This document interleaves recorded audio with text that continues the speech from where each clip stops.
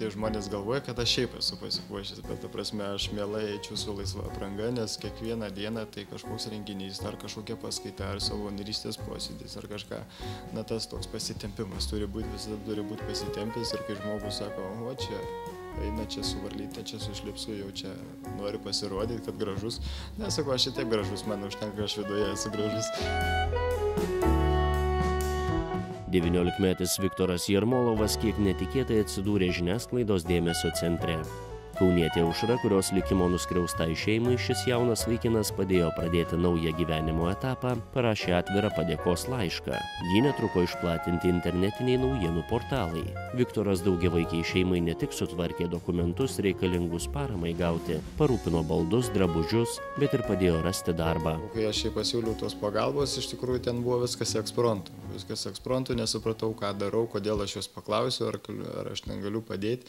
Pats būdamas ten su keliom kopeikom, kaip sakoma, piniginiai, taip ir gavosi, va Dievas čia kažką man išbandymų tokį davė, man buvo iššūkis, o aš kadangi man tiesiog širdis liepia tiesiog padėti žmonėm, kad ir pačiam sunkiai, gal kažkada man senatvėje reikės pagalbos. Viktoras pats yra patyręs skurdesnę vaikystę, sunkesnį gyvenimą, todėl labai mes džiaugiamės, kai sužinojome, kad Viktoras padėjo visiškai nepažįstamai šeimai išbristi iš skurdo, sukurti kitą gyvenimą. Įkvepiančios istorijos dėka vaikinas tapo herojų projekto, kurį globoja Lietuvos Respublikos prezidentė Dalia Grybauskaitė, vienu iš dalyvių. Nors Viktoras drąsus ir žodžio kišenėje neieškantis vaikinas, vis dėlto apie jį pagarsinusią istoriją pasakoja nenoriai. Jam įdomiau kalbėti apie savanorystę, savo kasdienius darbus.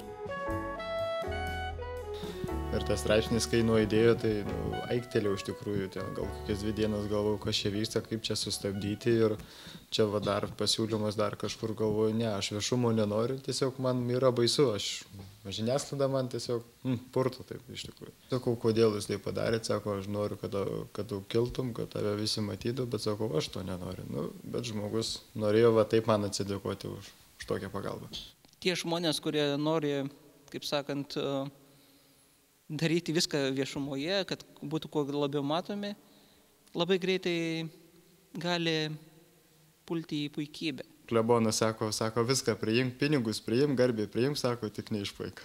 Nuo mažens auklėjimas buvau griežtai ir tiesiog ir Maltos ordiną buvau prisidėjęs ir tiesiog pagalba žmogui, tai yra, sakau, pasaulis taip išgyvens, jeigu mes vieni kitiems padėsim. Jis nuolat, iš tikrųjų, kiek tik turi savo laiko, atrodo visą laiką jau klausia, kaip mums sekasi, ar mums reikia pagalbos, ar mes suspėjom.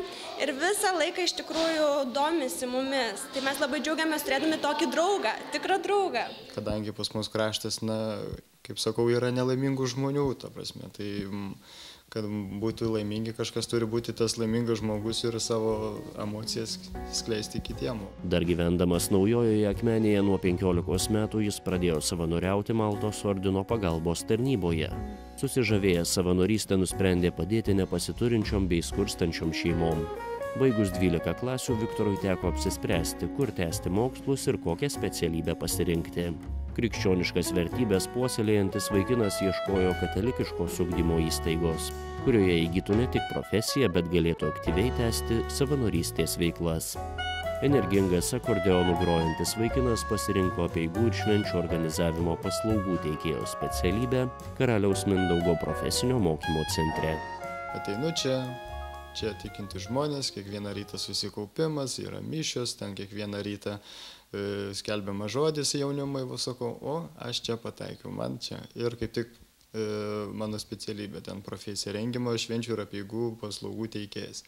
Galvoju, aš groti moku, dainuoti moku, kalbėti irgi tikrai nesiskundžiu moku.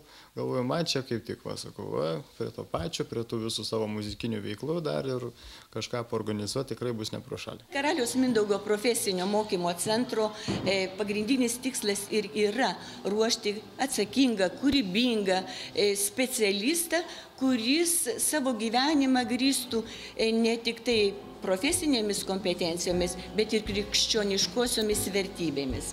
Karaliaus Mindaugo profesinio mokymo centras, skirtingai nei dauguma kitų mokyklų, pasirinkęs jėzuitų vertybių sistemą, siekia ugdyti mokinių atvirumą Dievui, savo ir kitam žmogui.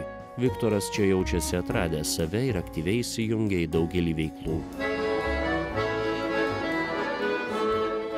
Šiuo metu mes esame aktų salėje, kur vyksta pagrindė visiems renginiam pasiruošimai. Matote, Viktoras yra mūsų pagrindinis muzikantas, jisai mums groja, kartu ir prisijungia su mumis pašokti. Kaip aš išmokau šitoj mokykloj, kiek tu įdėsi indėlio, tiek tu ir gausi naudos. Jeigu tau siūlo kažką ten suorganizuok renginį, tai jeigu tu turėsi norą, tu jį padarysi, bet praktikos tikrai yra žymiai daugiau negu teorijos. Tai mes dabar su grupė suskaičiavome, lyg ir smulkaus verslo skyrius, atrodo, sudalyvavo 27 renginiuose.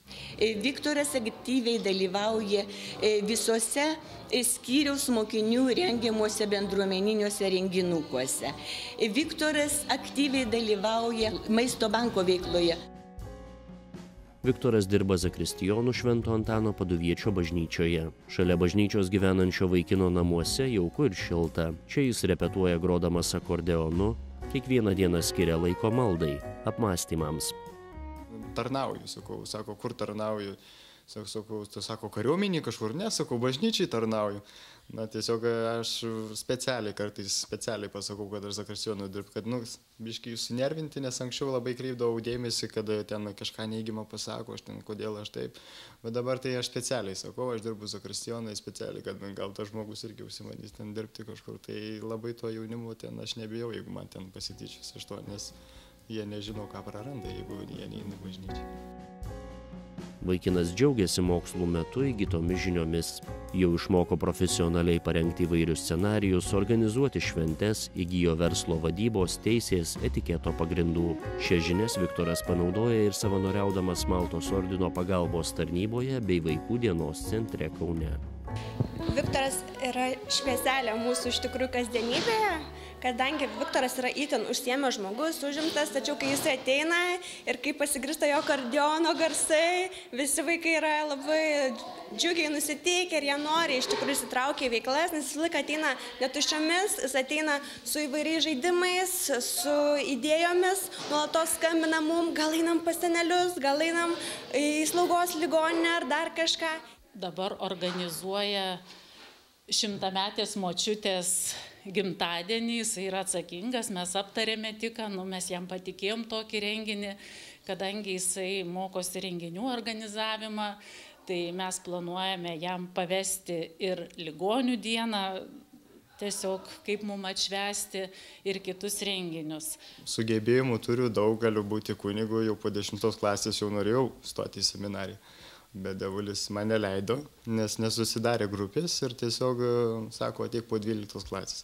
Bet po tų 2 metų aš pasinėriau į estradą, į visas tas muzikinės veiklas, ir tiesiog nebėra to pašaukimo. Tiesiog kažkada gal ir būsiu tikybos mokytoju, bet kol kas kunigų savęs nematau. Jeigu nebūtų Dievo, tai aš taip sėkmingai nekilčiau savo gyvenimo laiptais. Vaikinas teigia, kad savanorystė tai pati geriausia galimybė padėti kitiems, kartu realizuojant savo gabumus, talentus bei įgyjant naujos patirties. Daugelis tų savanorių, kaip sakant, išsigąsta tokio sunkaus gyvenimo, kaip, pavyzdžiui, pamato ten vienišą senelę, tenai su 3 kilogramais vaistais ir vieną ten pusę ar kepaliuko duonos, tai tiesiog gal savanorius išgąsdina ir juos pasiryžti yra gana sunkiai. Aš irgi pradžiai iš tikrųjų buvo man sunku, galvojau, kaip aš su jais bendrausiu, aš net nežinau, kaip su jais veikti ir tiesiog tas nuoširdumas, tas tikėjimas įmis, kad tikrai gali padėti, tikrai veikia, nes o pasiryžti gali visi, tik reikia turėti norą, nes jeigu turėsi norą, motyvacijos ir, manau, atsiras tas ryžtas ir padėti kitiems.